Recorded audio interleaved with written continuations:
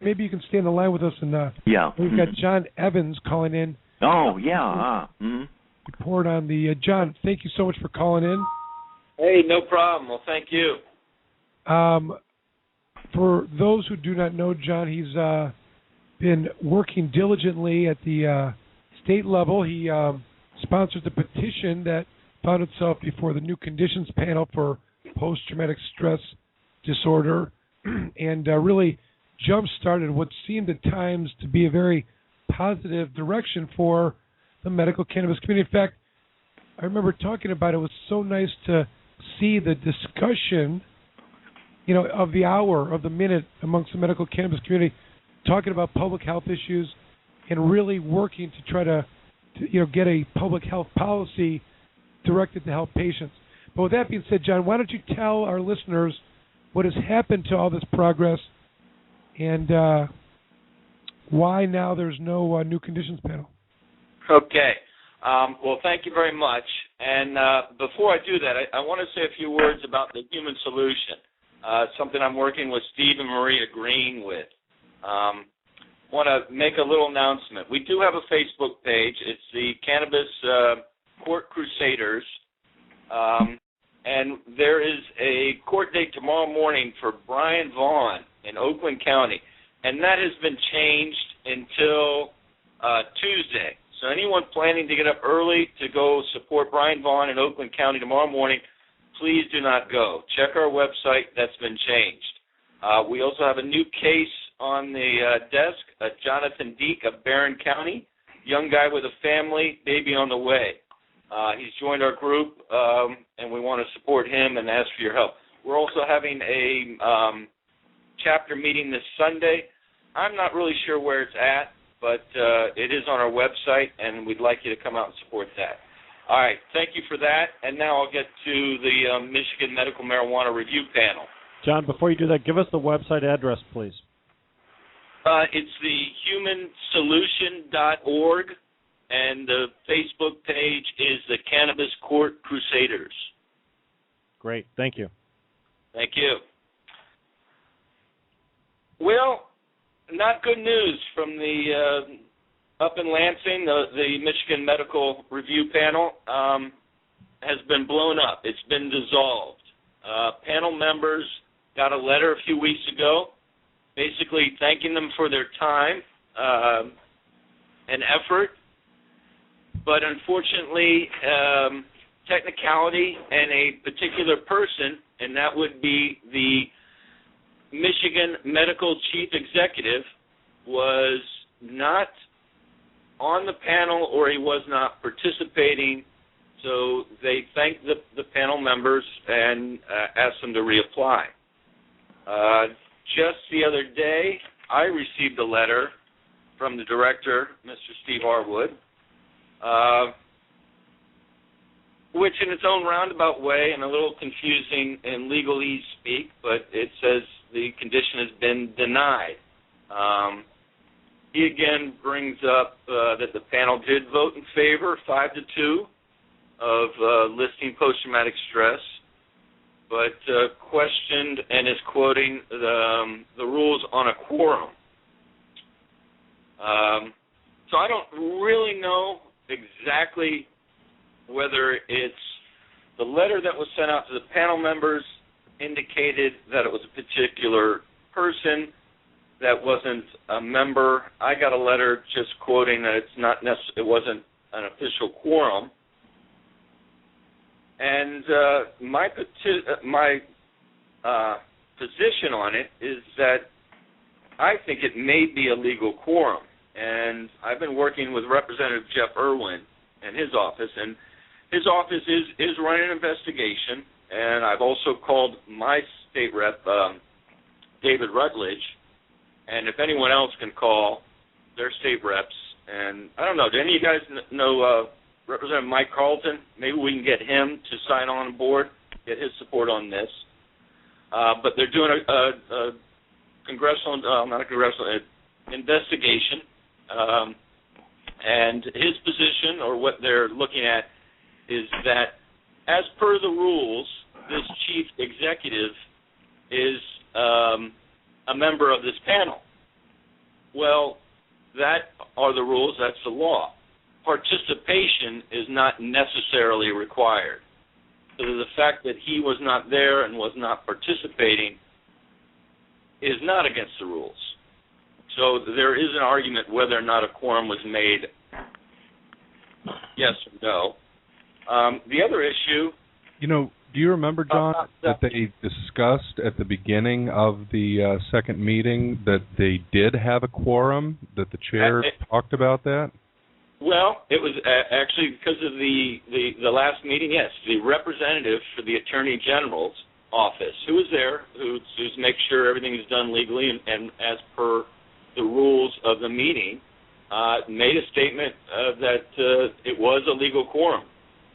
At the time, it was based on the 7 members that were there on the 5th. But yes, absolutely, the representative from the Attorney General's office made a statement saying it was a legal quorum. And they were supposed to be using the Roberts Rules of Order to define those terms, right? So there should be a specific definition, I would think, of that. I feel that the letter that they sent to you, I think, is in error. And I think that needs to be pushed on a little bit, Puss. Yeah, I got a thought, if it could, please. John, you and I have talked about this. I guess, my question here, again, I mean, maybe I'm not a lawyer, but what the hell? I can think conservative. There is a point, and maybe you could disabuse us here, that there a certain director, a certain individual, was not, on the panel, and it's stated in the law itself. And whoever created that, the Celeste, whatever her name is,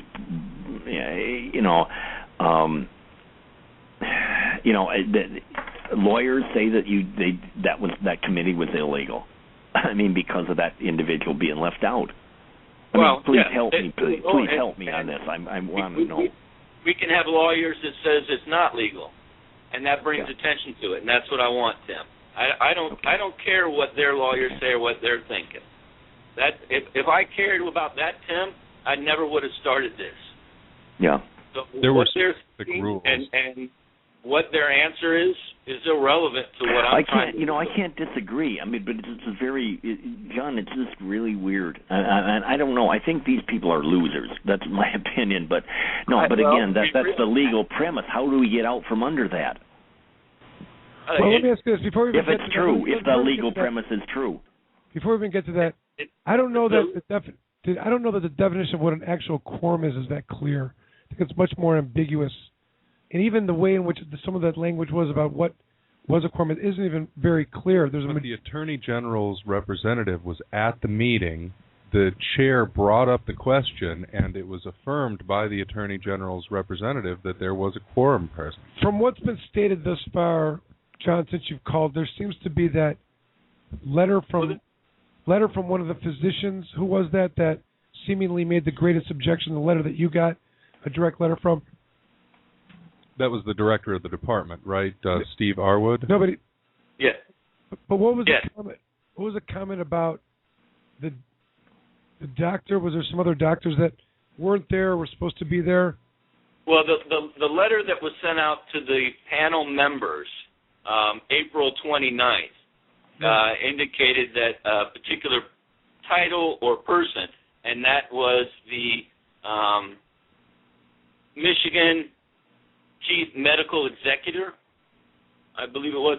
Michigan Chief Medical Executive was a title that was supposed to be on the panel. Now, there is an article in the Huffington Post from over a year ago, last August, where Ray Ramsdell is asked about this position. And at that time, there was an intern filling that position, and she decided not to contact him. And that's as per the Huffington Post. But who this other person is, but Ray Ramsdell is the person I turned in my petition to on September 12th. And apparently she's quoted in the Huffington Post as saying that she is deciding not to contact this person. Who's this person? You mean the petitioner? Well, at that time, and I'm referencing the Huffington Post. It was an from person, right? August 16th. But at that time, the person was Dean Senko, and the Huffington Post contacted and talked to the office of Dean Senko, and they had no idea or no knowledge. And then they called Ray, and she said, I have not approached Dean yet because we're still trying to fill the panel together to finalize the paperwork, contact the people who contacted us. Since Dean is doing part-time work, I don't want to burden him with this on top of what he has been doing already until we are closer to starting the meetings. So she acknowledges, as per this article, that this person needs to, but she is also deciding at this point not to contact them. And if she knows that, she decided not to, and she never followed up, well, she's responsible. She's accountable.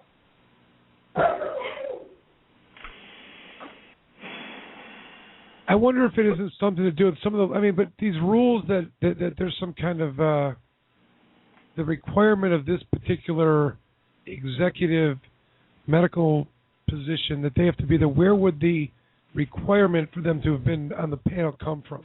I mean, under that what actually came from the rules of Laura. Those are government rules.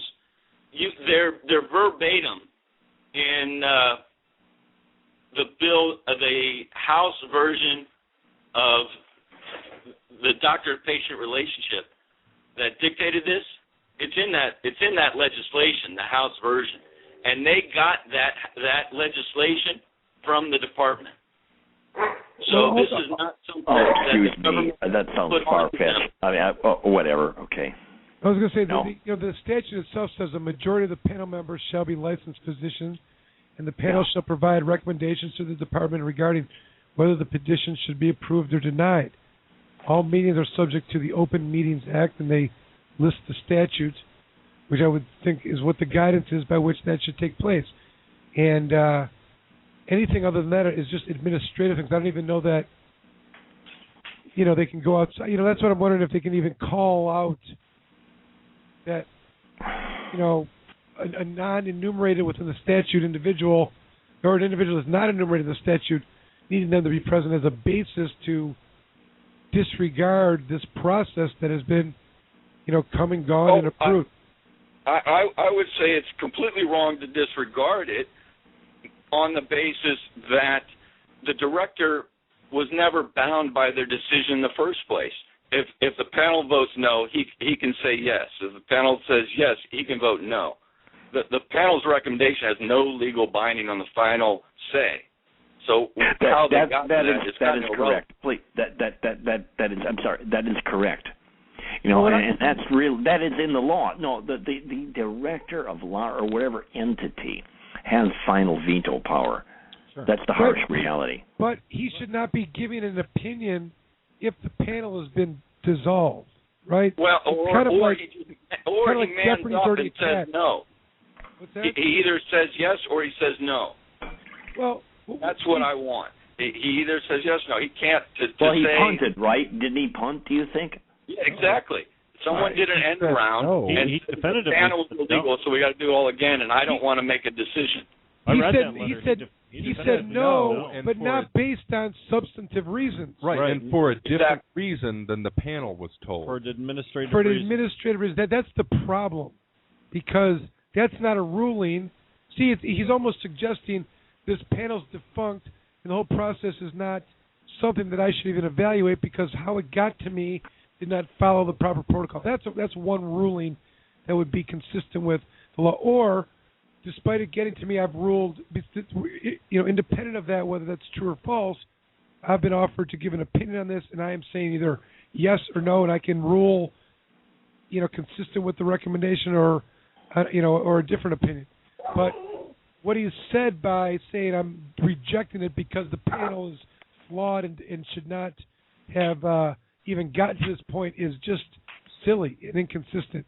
It's bullshit. It's an ass covering thing. I'm telling you right now, this guy's in trouble. Okay, and anybody listening, I'm telling you, Arwood is on the verge of getting fired. I know this sounds just radical. Appointed. Okay. He just got appointed in 2013. Well, yeah, his position was shifted around, okay? And as a matter of fact, he took a very harsh grilling over his failure to implement the law with respect to unemployment claims, okay? Now, he may be a secret Democrat and all that, but, well, he just decided arbitrarily that his department isn't going to conform to the law where you have to investigate any claim that has the potential for fraud that's 3,500 plus. Well, that's the Republican legislature passed that. The governor signed into law, and Arwood didn't implement it. Oh, yeah. Well, he got caught. So he got on his knees and he kind of groveled, and so he's still around. But this man is suspect. He's fighting for his life. That's my opinion. You know, and if there's a legislative investigation, we continue to press ahead. This guy is, yeah, he's got some problems. Look it up. Do Google search on this guy. He's got some serious flaws, some serious problems. Well, with all that back, he was just appointed to this position not too long ago by our governor. Well, then he could get fired just as quick. Right, okay? But you got to have connections to get a job from the governor, right? Yes and no. All right, so John, I know you wanted to talk about this other project or person, Larry David Sr. Yes, we got, I've been doing this post-traumatic stress thing, and I've been doing everything I can to have someone come up and speak up that actually suffers from post-traumatic stress. And I've run into this guy, Larry David, who's become a friend of mine, and he wants to speak up. He is going to be promoting his book. But that's what we got to take. If I want to get someone here to talk about post-traumatic stress and how it affects people and why I'm doing this. Well, anyway, here's Larry David, folks. Thank you. Thank you for this time. My name is Larry David, a senior. I wrote this book, The Marijuana Smuggling Guide, How I Got Here, Volume 1. 2007, my wife came down with stage 4 cancer. And up to that time, I didn't really know about medical marijuana until friends out of California with Proposition 215, brownies, suckers. And at that time, she was doing oxycodone, and she was basically just like a junkie. She'd take her medicine, and she would just go to sleep. So friends sent me brownies and suckers, and she started eating them, and we were able to have some conversations and all that. And at that time, I realized that I've been self-medicating myself since 1969 in Vietnam with the 101st Airborne Division. I was a door gunner, and I couldn't sleep for the first 6 months.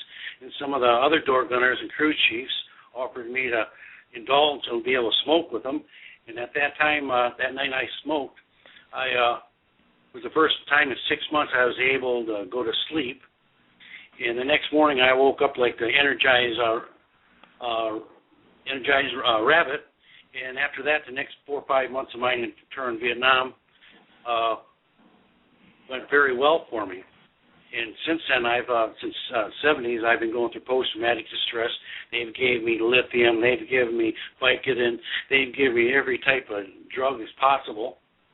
And like I said, I really didn't know anything about medical marijuana. I just thought I was an old hippie getting high, until my wife come down with a cancer, and then I realized that I've been self-medicating myself. So I've been incarcerated 3 times for marijuana, and like I like to point out that there's about 1.5 million brothers and sisters in county jails, federal jails, state jails, and on parole. And these people are the people who pushed this envelope where we could have this conversation tonight. And I'm one of them people who's been pushing the envelope, and I've done enough time in the federal system, and I wrote a book this last time. I just been out about a month and 5 or 6 days, and this book, it's 203 pages. You can pick it up at Amazon.com or Kindle.com for 99 cents. It's a good story of a vast read in 203 pages, and it just talks about a good adventure, but at the same time it talks about how people should, there's a whole new life we live in right now, and we need to get people behind us to be able to support this medical marijuana, because they're basically chemicaling us to death at the Veterans Hospital. I'm an honorable discharge veteran. Right now I'm all kinds of medication, 8 different types of medication. And since I'm on a federal parole, I can't indulge. But it's all right to these people to turn me into a junkie and a person who will not be able to be a positive influence on our society. But I appreciate anybody who would like to read the book, Marijuana Smuggling by Larry David Sr. and Chris Warner. Chris Warner was an editor to the program House, a television station. And I think you'll find it a very fast and a fun read, and I think you'll enjoy it. But it's all about post-traumatic stress, and there's a lot of veterans out there who are not even aware that the marijuana is an herb that could help them out and allow them to have a life and end up instead of being a junkie. Thank you very much. Well, thank you for sharing all that. Pardon? Thank you for sharing all that. The name of the book again is The Marijuana Smugglers Guide, Volume 1, How I Got Here. And, of course, imagine part of the story, or if not, one of the interesting things that you're talking about is that you've been diagnosed with PTSD, and you're one of the individuals that's been willing to come and speak out and discuss it and how it's assisted you. And I know John has had many conversations like that. There's some statistics, John, and I don't mean to put you on the spot, but just some even though not formally, but the evidence offered, whether beyond anecdotal of the studies regarding cannabis assisting in the treatment of PTSD. Is there any right now? Any actual studies of numbers? Well, I remember reading something. I thought it was even Canada that had some.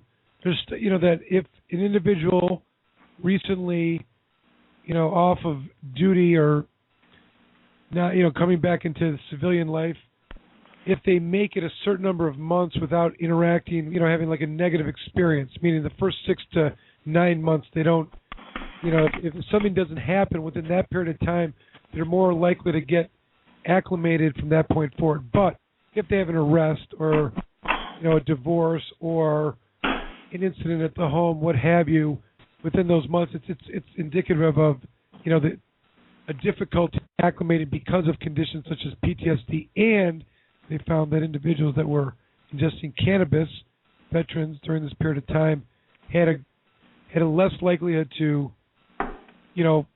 get into trouble or make it to the 9 months, I should say. Right. Yeah, I'm not exactly familiar with what you're referring to, but yeah, absolutely. I mean, even without post-traumatic stress, someone who's just done a 20 or 30-year career in the military and not seen combat, once they get out, that for the first couple months of getting out of the military is the single highest demographic for suicide rates, are recently retired senior military. And the reason being is that their whole career, their whole life, where they're on top of the food chain, has just changed, and all of a sudden they're on the bottom of the food chain and starting over. And it's very tough, and that's without everything else. So, yeah, even take away the wartime situation, take away all the unpleasant memories, the military that retire after 20 or 30 years have a very difficult time readjusting and finding a new career and starting over. So, yeah, anyone who can make it out of those first couple months getting out of the military is got a much better chance of making it further on. This is Larry David again, and I can only tell you about my own experience. You come out of a war zone or even out of prison, that you become an introvert, you feel distant from everybody, you have a hard time adjusting. Then if they give you some Vicodin or give you something, that even puts you farther out of the spectrum, where the medical marijuana, you indulge in the meds or the smoke or whatever, how you're going to handle it, is that it loosens you up. It breaks down some of the walls where you can feel like you want to communicate with somebody. And when you can communicate to somebody, that can keep you from committing suicide. So it's very important that people realize that there's a time frame for everything. Understood. Very well said. Yeah, thank you, David. You David has just said some things that I have not been able to say in the 2 years I've been doing this, but I want to thank him for that. Yes, thank you for your courage. It's very difficult sometimes. I mean, we were talking about this welfare issue, and there was a reporter that really wants to do a story on this. We were looking for a patient who was a FIP recipient, and I don't even think I could advise someone to even suggest to be that person. You know, who'd want to put their name? I mean, of course, they would offer to put their not use their last name, but it's kind of, you know, putting a target on your back, and that's what a lot of people feel sometimes with the, you know, the resistance of its implementation. But it's always, I feel, courageous when people are willing to come forward and talk about how cannabis has improved their condition. And I think it's stories like this, as we discussed earlier, Tim Beck, that, you know, despite the long-term goals, obviously, or even the short-term goals, you know, events like this do help move it forward along. And I think that if there was a PTSD acceptance, I saw that as such a positive. You know, there's a huge group of individuals that would benefit from this, and the acceptance of it into that community. You know, Michael, it's way beyond. It's not just a military thing. Okay, and let's cut maybe to the nitty gritty. There were some doctors, there were some studies. This Dr. Tom O'Connell, out of California, and part of the thing is you can Google him in, but part of the thing, I think marijuana, alcoholic beverages, whatever, fill in the name of whatever. Sometimes it becomes a self medication. And a lot of persons that have, however you define it, marijuana users, let's be straight about that. In many cases, they do come from dysfunctional families and have had, abuse issues. Let's put it that way. When they were younger, they didn't cause the problem. They were, victims, and that changes one's biochemistry, some experts say. And marijuana is extraordinarily helpful for all the right reasons. Well, that was the PTSD, but the bottom line, PTSD. Marijuana is very helpful. Let's put it that way. John and Tim, I'm looking here on the legislature's website, and it appears that all of these rules about the specific person that is supposed to be on the panel were in the House-passed version of the bill, and did not make it into the Senate substitute or the concurred version of the bill. They considered it redundant because the verbiage was taken out of the department. It wasn't. No one in Lansing wrote that up. They just cut and pasted that from their existing procedures.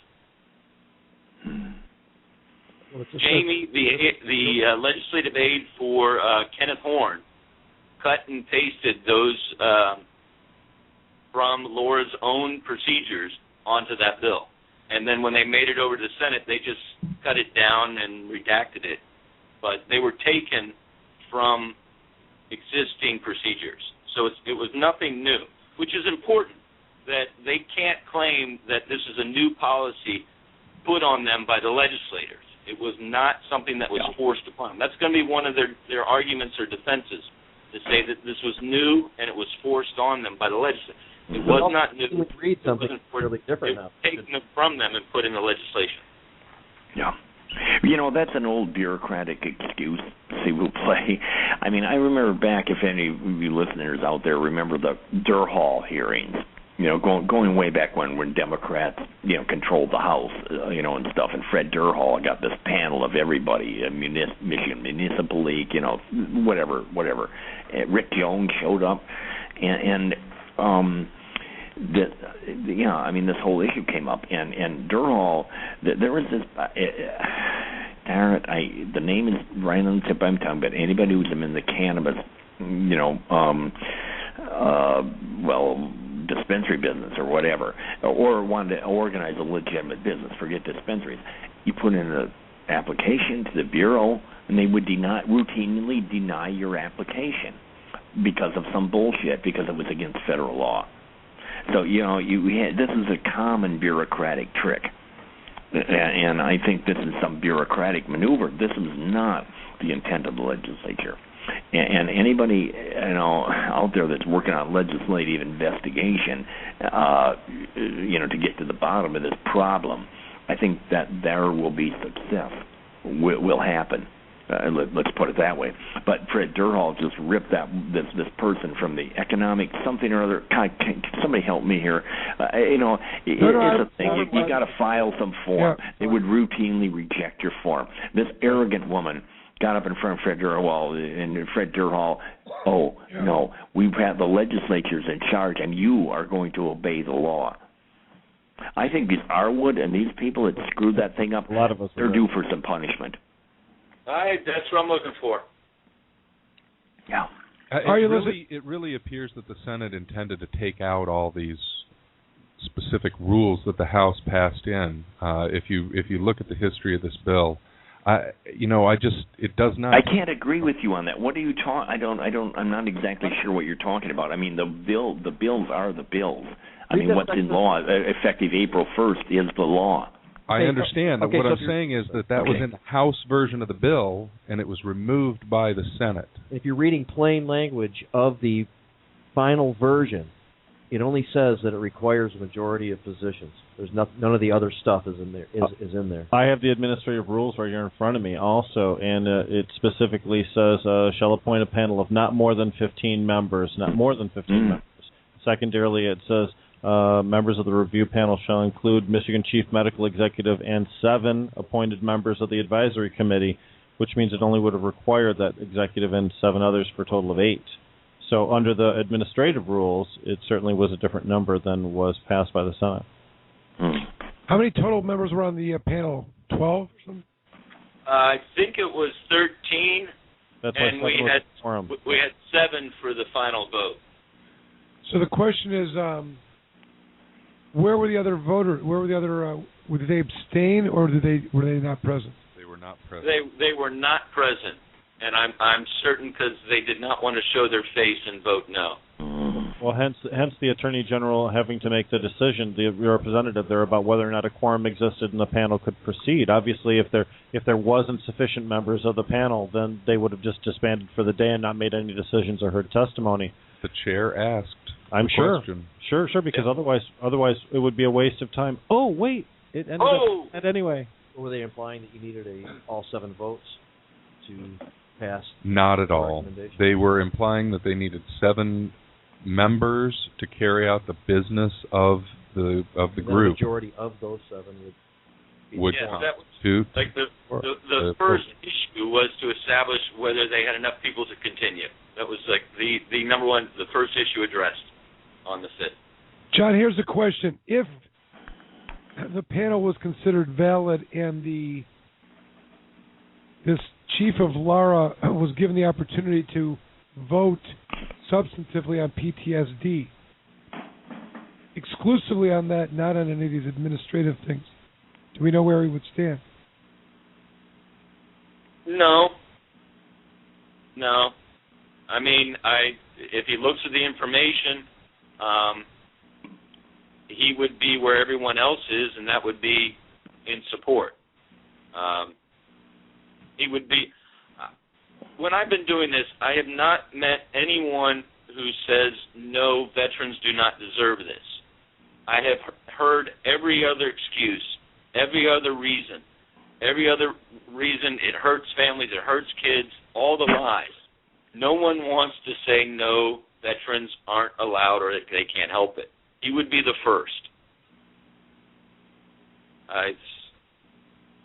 I got a question, just a question, pure information. What about this Parkinson's? That was also formally approved. Was there a difference in the vote at between those 2 meetings, or was it the same? It was 6-1, I recall. The end vote for both post-traumatic stress and Parkinson's was 5-2 in favor. We had 5 people that were in support of medical marijuana and 2 that were going to say no to whatever. When the panel first met in December, at that time they also approved Parkinson's, but not post-traumatic stress.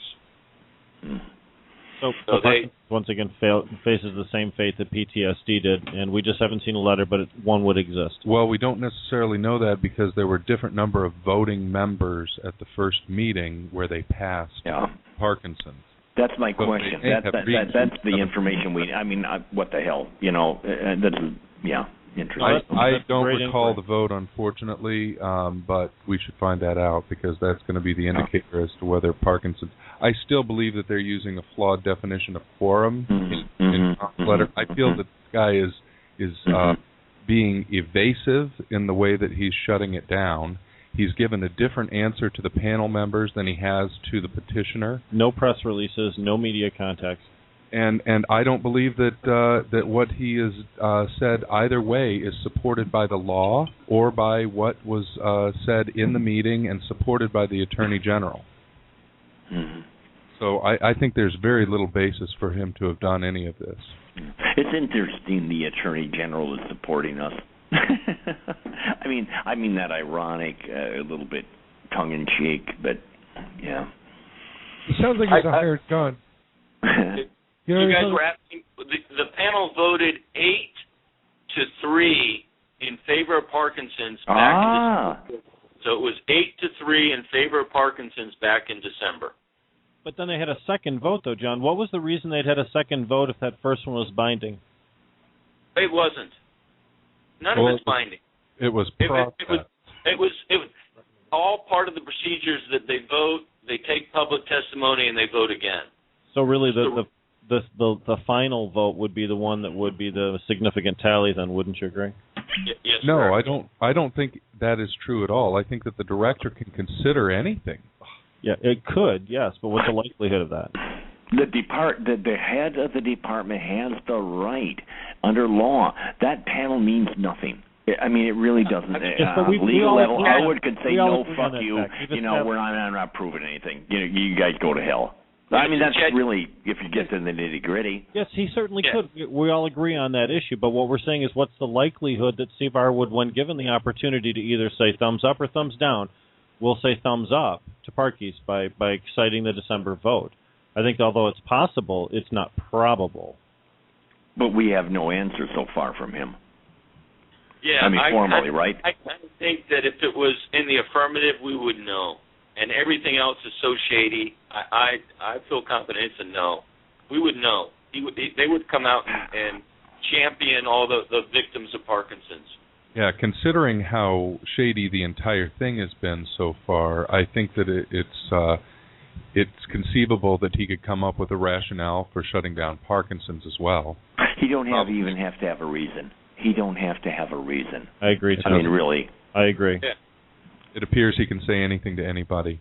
We can use the same rationale that he used for the other, to reject the PTSD, since that was a 6-1 vote on that particular day, and 6 not being the equivalent to a quorum, rather. Hopefully, you'll get fired soon. Okay. Listen, John, I want to ask is that one of the things that's become more brought to my attention just by some of my experiences with patients is the politics of diseases, or the category, the actual recognizing of a condition or diagnosis as something. When that happens, there's impacts. Obviously, it's, the diagnosis is something that they, first of all, can treat, but also there's all the resistance to find it as such under coverage for medical insurance. And I imagine that there's a history to PTSD. My experience that I had was about Lyme's disease. I didn't realize, there's a long history of it, people having it, and then it was believed only to have been in a certain part of the north or maybe even the upper peninsula, never happened in the lower peninsula, and they would not recognize it as a condition, and they would misdiagnose it as other conditions.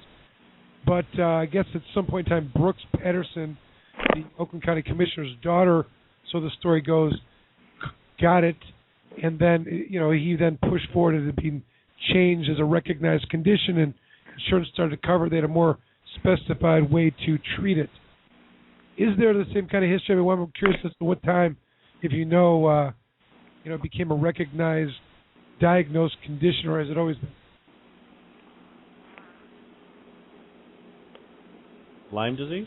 No, I'm talking about PTSD. John, anybody? And what was the question? At what point in time, I mean, has PTSD always been for how long has it been a recognized, diagnosed condition? Obviously, do you know the history of it? I'm just curious. Is it always? Well, it's when it was actually accepted. I mean, it's depending on what you want to call it. We call it shell shock or battle fatigue back in the day.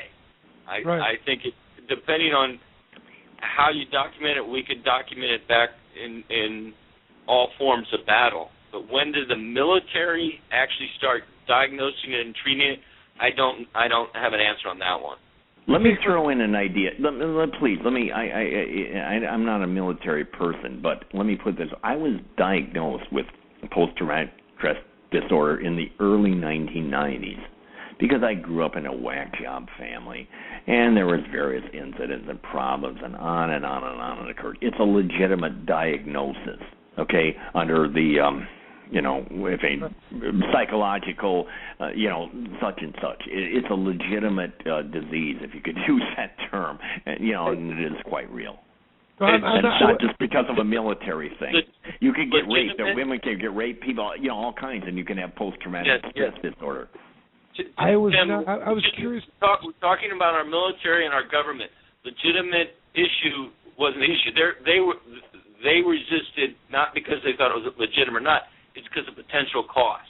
Right. That was my point. I just seemingly see it as being driven by cost, and if someone has something, they're complaining about it, and they're not acknowledging it as a condition, they don't have to cover it. It's not going to be.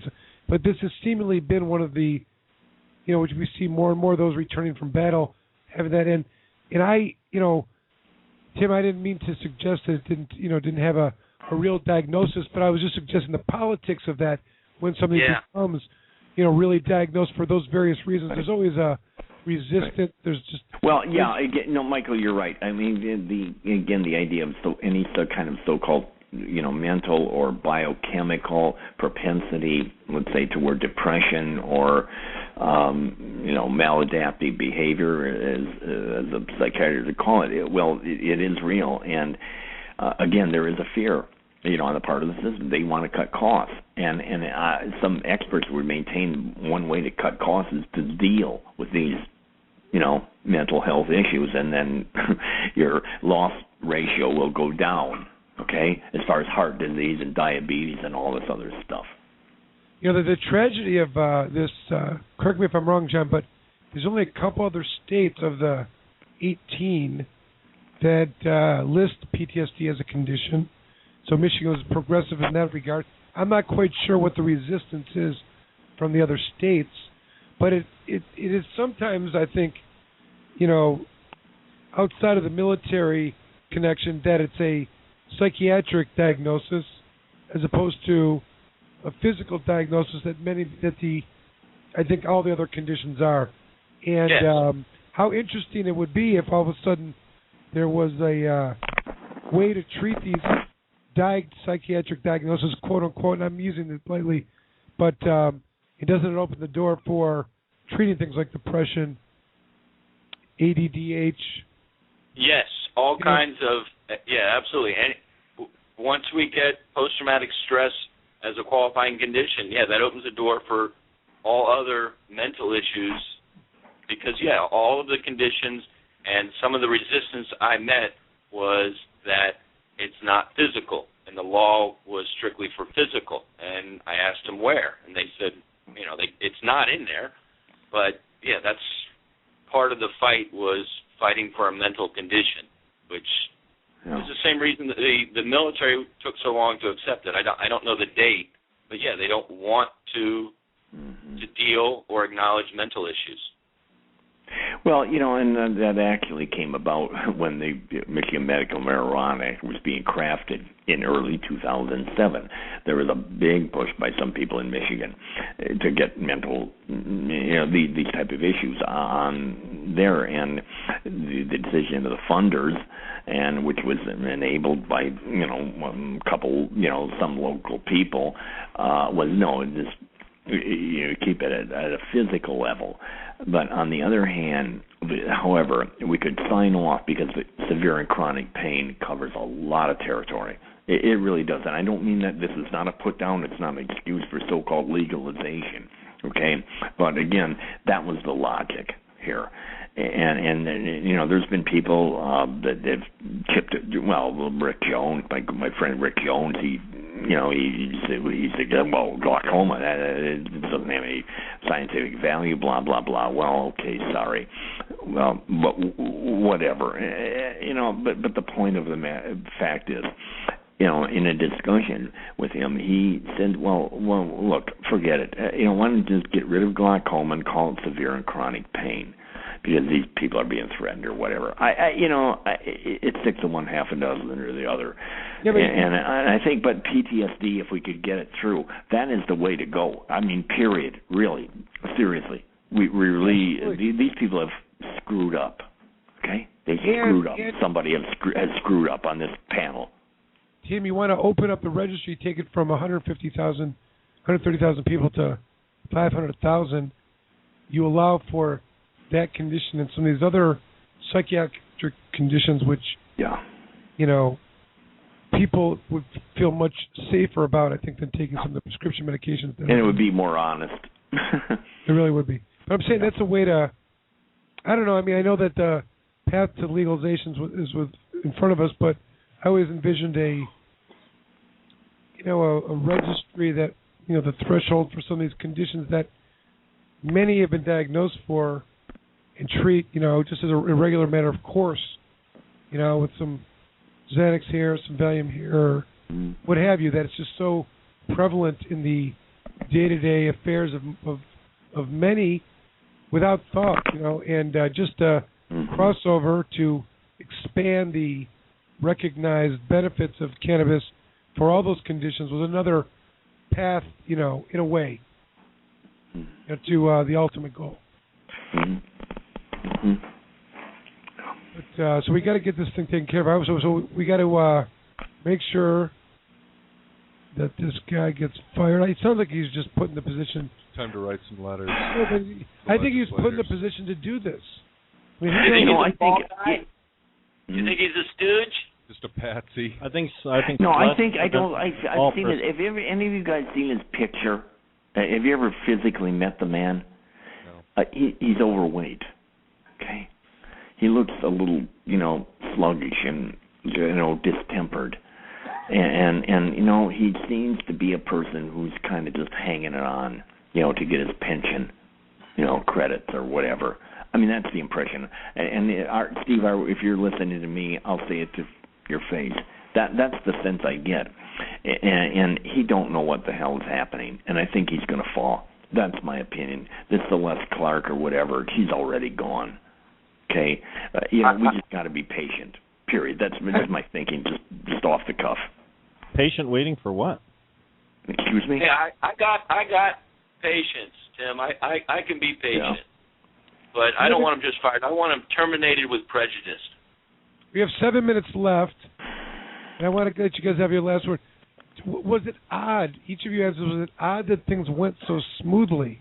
I mean, just in light of the resistance, the traditional resistance, and even though I like to say that those, the reports coming out of those hearings, and all seem to be so, symbiotic with how things are supposed to be, where the government and the citizens in this community working together to try to get to an ultimate goal. What a great thing! It's nice to see instead of criticism from each side. Does that make a difference?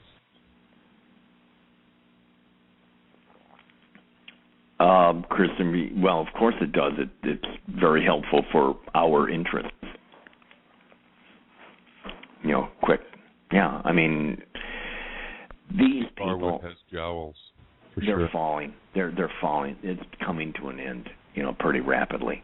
That's just my opinion. I may be over optimistic, but we have it's over. I mean, I think we're getting very close. The question is, who is going to take their place? Well, it's like the Soviet Union where my wife was born, and sometimes we're not like the Soviet Union, but in the Soviet Union, you just got to wait till they die. Okay? I don't think it's that bad in this country, but they're dying. So we should draw comfort from the fact that the head of Lara is near death because of his overweight status? Well, here's the question. Because he's stupid. Okay, he don't get the picture. With the way in which the law is being implemented and resisted by the Schuette influence, was anyone surprised at how smoothly this thing went, seemingly without any influence that actually went as it was supposed to? Was there any concern for that? I guess in retrospect, yeah, this seemed too good to be true. 2 conditions thrown up there, 2 of them pass. The system's working well. I mean, something must be wrong. Did anyone think that? Well, yeah. I mean, I think Schuette is getting smarter every day. He's indicting bad cops. He's proclaiming, his effectiveness on public corruption issues, and he wants to save himself. Okay, he needs to get off his anti-marijuana kick. And I, realistically speaking, I mean, I know he's victimized some people here and there, but I mean, he's toning it down, and he wants to get reelected, and this is only to our benefit, is how I look at it. I mean, yeah, I try to think positive all the time. All right, we got 4 minutes left. I want to thank the guests for calling in. Tim Beck, thanks for all your offerings, and enjoyed the conversation as always. Please come back anytime. You're always welcome. We'd love to have you. And your insight's always fascinating. Everyone enjoys your thoughts on all these topics and issues and your insight to the political world. Oh, you have a wonderful program, Michael. I'm a regular. It's wonderful. Thank you so much for what you're doing, and everyone. All right. Have a great night, Tim. And, of course, John Evans, thanks for all your hard work. And, fortunately... Well, thank you for the opportunity for coming on here, sir. My pleasure. And we want to, again, give a shout-out to the Human Solution, humansolution.org. It is the-human-solution.org. Okay. I want to give another shout-out to our friend Larry David Sr., the Marijuana Smugglers Guide, Volume 1, How I Got Here. And... John, thanks again. You're going to have to come back and give us some updates and give us some direction if we can assist in any way to get the word out of a campaign of some kind to exert some pressure or anything we can do to help out. Will do, sir. Thank you. All right. Have a great night.